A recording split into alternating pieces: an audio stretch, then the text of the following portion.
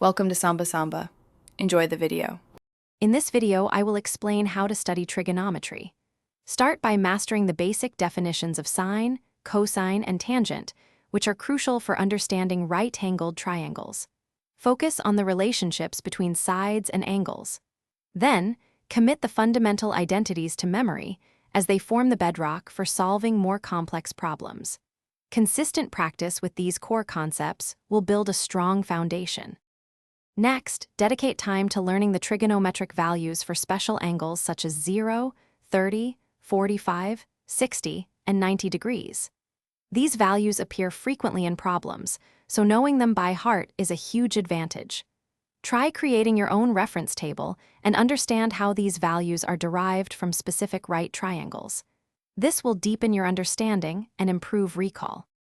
Now, let's tackle trigonometric identities.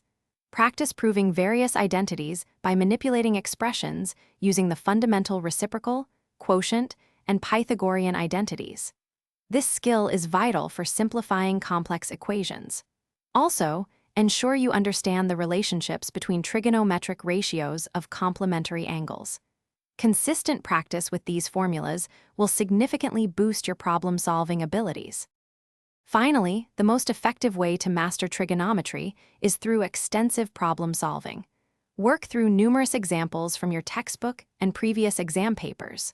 Don't just solve them, understand the logic behind each step. Apply these concepts to practical problems to see their real-world relevance. Regularly review your mistakes to identify areas needing more attention, ensuring continuous improvement. Thanks for watching. Consider subscribing if we helped you.